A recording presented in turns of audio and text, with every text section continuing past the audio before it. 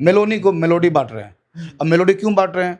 कई बार होता है कि हमारे यहाँ जब युवा प्रेम में होते हैं तो प्रेमिका और अपना नाम मिला लेते हैं। अच्छा। मिलाते हैं ना? जैसे अनुष्का ने भी किया था ना विराट के साथ, करीना ने भी किया था सैफ ने, मिला के नाम बना लेते हैं। अब एक बार मेलोडी का नाम आप देखिए क्या है? मोदी का लास्ट का डी और मेलोनी का मेलो। ऑफिशियली शेयर किया इन लोगों ने भाई, और जो उनकी तस्वीर वायरल हो रही है, मतलब आप देखिए पीएम मोदी जी की तस्वीर वायरल हो रही है। पीएम मोदी की जो तस्वीर वायरल हो रही है उसमें एक तो चॉकलेट दे रहे हैं, अच्छा। और दूसरी ओर वो जो घूम रहे हैं इटली में, जैसे कोई प्रेमी युगल घूमता है। चंद्रशेखर आजाद रावण को बिहार से अब एक और मजबूती कहिए तो मिलने जा रही है, क्योंकि बिहार में जिस तरह से आज़ाद समाज पार्टी का दबदबा चल रहा है और ख़ास करके भीम आर्मी का दबदबा चल रहा है, तो ऐसे में देखते हुए पार्टी से लोग जो है कहीं ना कहीं जुड़ने का काम करें। देखिए, ऐसे में हमारे साथ पटना हाईकोर्ट के वरिष्ठ और युवा कह सकते हैं एडवोकेट दीपक द्रविड़ जी हैं, जो आज़ाद समाज पार्टी के एडवोकेट प्रदेश अध्यक्ष जो है बनाए गए हैं, पार्टी ज्वाइन किए हैं। सबसे पहले इनसे हम बातचीत करेंगे कि क्या उद्देश्य है आज़ाद समाज पार्टी को इन्होंने क्यों चुना है, और आज़ाद समाज पार्टी को लेकर इनकी क्या राय है। क्यों आप जो है आज़ाद समाज पार्टी को ज्वाइन किए, क्या आज़ाद समाज पार्टी में आपको अच्छाई लगी? भाई बहुत बहुत शुक्रिया, आपने मुझे बोलने का मौका दिया। आपने इंट्रोडक्शन में कहा कि वरिष्ठ नहीं, युवा कहिए, ठीक है। अभी हमने शुरुआत किया है, और ये शुरुआत सिर्फ वकालत की नहीं है। वकालत तो मैं 5-6 सालों से कर ही रहा हूँ, बट अचानक मुझे एक दिन लगा कि कहीं ना कहीं कुछ कमी है जो मुझे परेशान करती है। मैं अखबार जब पलटता हूँ तो वहाँ दिखता है यार कि कहीं पे किसी दलित बच्ची के साथ दुष्कर्म हो गया, गलत काम हो गया, कहीं किसी दलित को मार दिया गया। ऐसी बहुत सी तमाम घटनाएं होती हैं। तो बीइंग एन एडवोकेट मैं बहुत कुछ कर सकता हूँ, लेकिन जब आप किसी पार्टी से जुड़ते हैं, संगठन से जुड़ते हैं, तो एक नेटवर्क बिल्डिंग होती है, और उसके बाद आप अपना खुद को जो है साबित करते हैं हर ज़िले में अपने एडवोकेट्स को अपॉइंट करके। इसलिए मैंने आज़ाद समाज पार्टी को चुना है कि यहाँ मुझे आज़ादी है। मैं तो कितना अच्छा निकल के आया। आज़ाद समाज पार्टी में आज़ादी है कि आप काम कर सकते हैं समाज के लिए, लोगों के लिए, गरीबों के लिए, दबे कुचलों के लिए, जो भी परेशान है उन सब के लिए। बस यही एक रीज़न है। किनसे आप प्रभावित हुए कि आपको लगा कि नहीं, आज़ाद समाज पार्टी ही जुड़ना चाहिए, चंद्रशेखर आजाद रावण के पार्टी से हमें हाथ मिलाना चाहिए? और देखिए, किसी एक व्यक्ति का नाम नहीं है इसमें। चंद्रशेखर भाई से मैं खुद प्रभावित था ही। इसके अलावा बिहार की राजनीति में आप देखोगे तो एक बड़े अच्छे नेता निकल के आ रहे हैं, अमर ज्योति। अच्छा। भीम आर्मी के प्रदेश अध्यक्ष हाँ, हैं। बिहार चीफ है वो। तो जब मैं उनको सोशल मीडिया पर देखता था, कई दफ़े मैंने देखा, तो मुझे लगा कि ये इंसान सही काम कर रहा है। जहाँ भी अन्याय हो रही है वहाँ पहुँचता है और बड़ी दमखम से अपनी बातों को रखता है, और लोग सपोर्ट कर रहे हैं। साथ में ये लोगों को न्याय दिलाने का काम भी कर रहा है। तो अमर भाई का भी एक बहुत बड़ा योगदान है कि मैंने इस पार्टी को ज्वाइन किया है। सामाजिक तौर पे आप बता रहे हैं उनका योगदान है, लेकिन अधिवक्ता के तौर पे आपको लगा कि हमें आज़ाद समाज पार्टी बिल्कुल बिल्कुल। देखिए, अभी मैं आपके इस चैनल के माध्यम से बता देता हूँ कि मैं बिहार के हर ज़िले के हर कोर्ट में, हर सिविल कोर्ट में अपने एडवोकेट्स को नॉमिनेट करने वाला हूँ। अच्छा।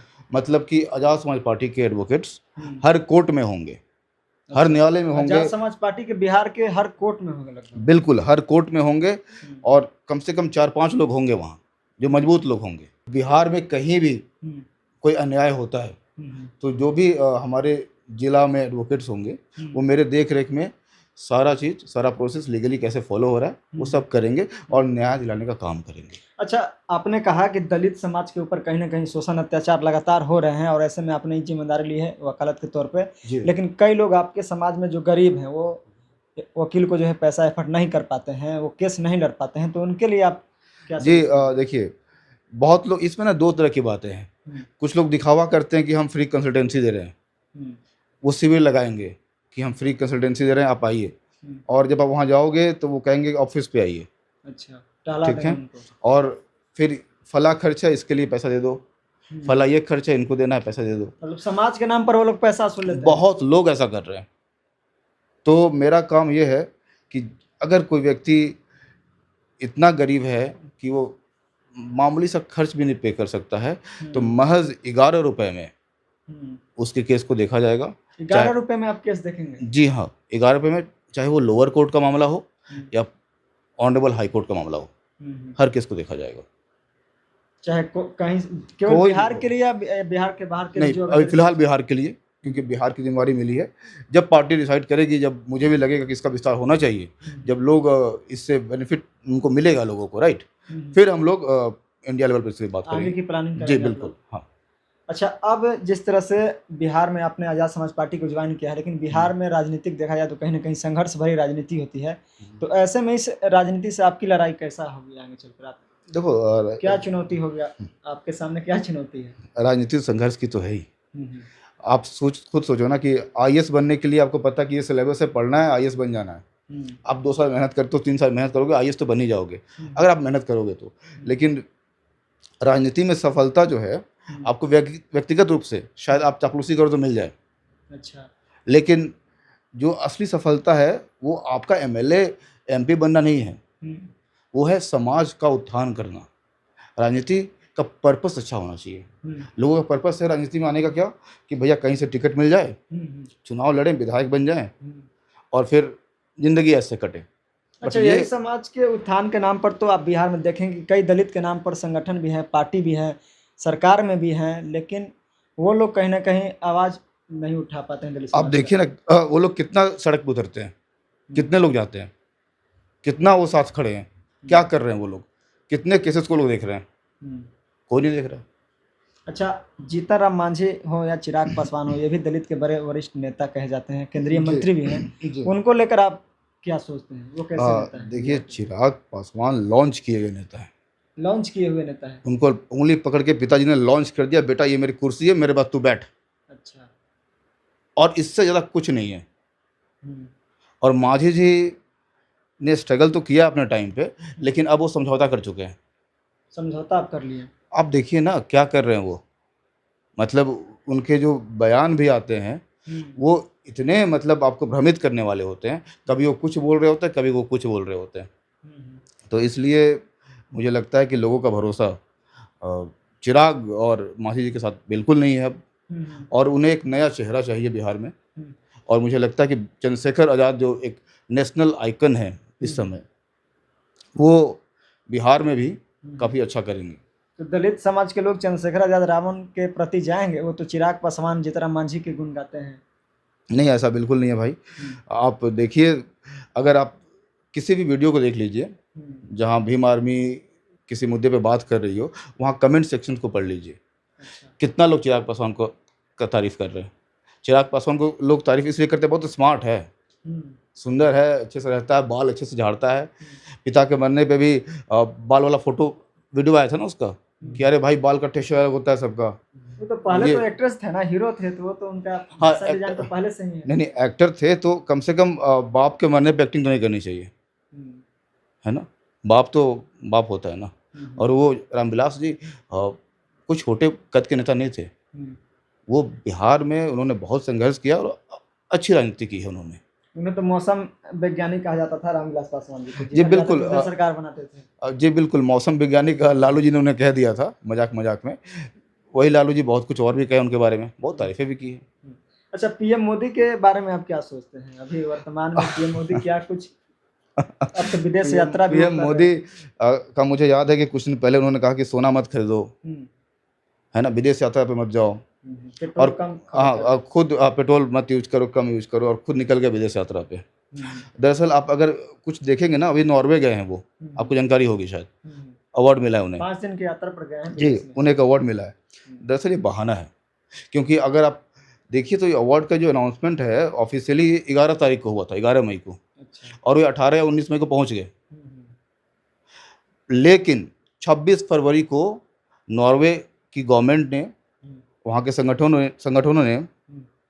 उनके मित्र अडानी जी को बैन कर दिया था, जो ग्रीन एनर्जी वाला जो प्रोजेक्ट है, उनका बंद कर दिया 26 था फरवरी को है। 26 फरवरी को। तो उनको जाना ही था नॉर्वे, बहाना खोज रहे थे, भैया कहीं से कुछ हमें बहाना मिले और हम नॉर्वे पहुँचे और सेटलमेंट कर लें, अपने दोस्त को बचा लें।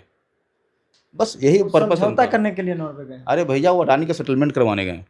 अडानी को सेटलमेंट करवाने के अडानी लिए का ही सेटलमेंट करवाने गए हैं। अच्छा। और कुछ मकसद मकसद नहीं है उनका। इसके पहले भी नॉर्वे में ये दूसरी बार बैन किया गया है। पहले भी आई थिंक 2022 या 23 में उनको बैन किया गया था। आप गूगल करेंगे तो आप पढ़ सकते हैं सारा चीज़, सारा डिटेल गूगल पे मौजूद है। तो पूरा देश में अपना देखिए किस तरह से हल्ला हो रहा है कि मोदी जी विदेश गए हैं तो उन्हें पोलर स्टार अवार्ड मिला है नॉर्वे से। कितना मतलब वैश्विक नीति मजबूत कर रहे हैं। देखिए, आपको पता है कि हाथी के दांत खाने के अलग और दिखाने के अलग होते हैं। तो वो दिखाने वाला जो अवार्ड वाला दांत है वो सबको दिख रहा है। अभी तक वीडियो में आया कि वो मेलोडी ट्रॉफी बांट रहे हैं अच्छा। मेलोनी को। हम्म। मेलोनी को मेलोडी बांट रहे हैं। अब मेलोडी क्यों बांट रहे हैं? कई बार होता है कि हमारे यहाँ जब युवा प्रेम में होते हैं तो प्रेमिका और अपना नाम मिला लेते हैं। अच्छा। मिलाते हैं ना। जैसे अनुष्का ने भी किया था ना विराट के साथ, करीना ने भी किया था, सैफ ने, मिला के नाम बना लेते हैं। अब एक बार मेलोडी का नाम आप देखिए क्या है। मोदी का लास्ट का डी और मेलोनी का मेलो। और वो अरे ऑफिशियली शेयर किया इन लोगों ने भाई। और जो उनकी तस्वीर वायरल हो रही है, मतलब आप देखिए पीएम मोदी जी की तस्वीर वायरल हो रही है। पीएम मोदी की जो तस्वीर वायरल हो रही है उसमें एक तो चॉकलेट दे रहे हैं। अच्छा। और दूसरी ओर वो जो घूम रहे हैं इटली में, जैसे कोई प्रेमी युगल घूमता है, ऐसा घूम रहे हैं ना। आप देखिए काफ़ी कमेंट्स नीचे पढ़ लीजिए, लोग क्या कमेंट कर रहे हैं उस पर, लोग किस तरीके से इसको देख रहे हैं। अच्छा, मतलब पीएम मोदी की वैश्विक नीति कमजोर होते जा रही है, आपका कहना है। कमजोर होते जा रही, कभी थी ही नहीं ना। अच्छा। कमजोर तब ना होगी जब कभी मजबूत रही होगी। कमजोर तब ना होगी। अब नॉर्वे आज से पहले मुझे लगता है कि 43 साल के पहले 1983 में इंदिरा जी गई थी। अच्छा, नॉर्वे गई थी। 1983 के बाद मोदी जी 2026 में नॉर्वे जा रहे हैं।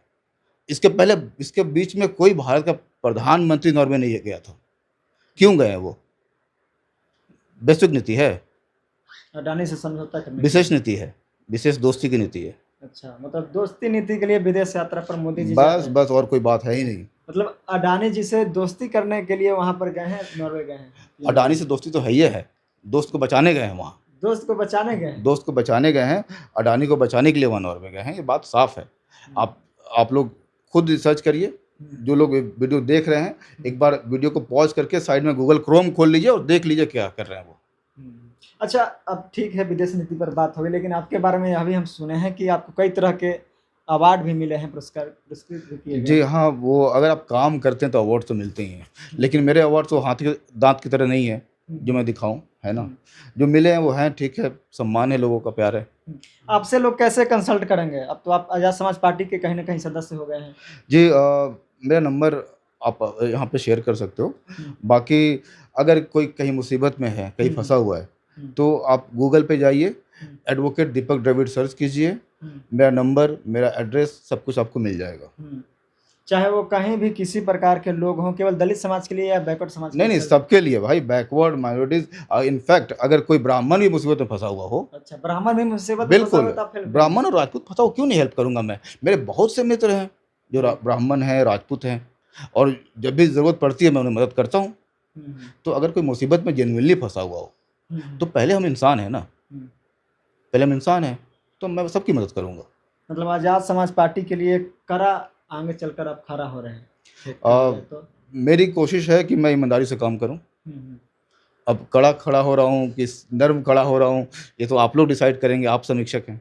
चलिए, बहुत बहुत धन्यवाद। तो देखिए, हमारे साथ दीपक द्रविड़ जी थे, जिस तरह से आज़ाद समाज पार्टी के अधिवक्ता, प्रदेश के प्रकोष्ठ अध्यक्ष बनाए गए हैं, और चंद्रशेखर आज़ाद रावण से जिस तरह से यह प्रभावित हैं, और जिस तरह से उन्होंने बताया कि हम भीम आर्मी के प्रदेश अध्यक्ष यानी कि अमर ज्योति जी के बारे में बता रहे हैं कि हमने उनका काम देखा है, जिस तरह से जो शोषण अत्याचार कहीं ना कहीं दलित समाज पर होती है उसको लेकर काफ़ी एक्टिव नज़र आते हैं। तो इनको लगा कि हमें कहीं ना कहीं इस पार्टी से जुड़ना चाहिए, और हमें समाज, जो हमारी समाज है, उससे जो है अपने अधिवक्ता के तौर पर हमें उन्हें मदद पहुंचानी चाहिए। तो ऐसे में जो है इनका निर्णय हुआ कि हम आज़ाद समाज पार्टी को ही ज्वाइन करते हैं। फिलहाल इनको लेकर आप क्या कुछ सोचते हैं, अपना राय हमें दे सकते हैं। बहुत बहुत धन्यवाद।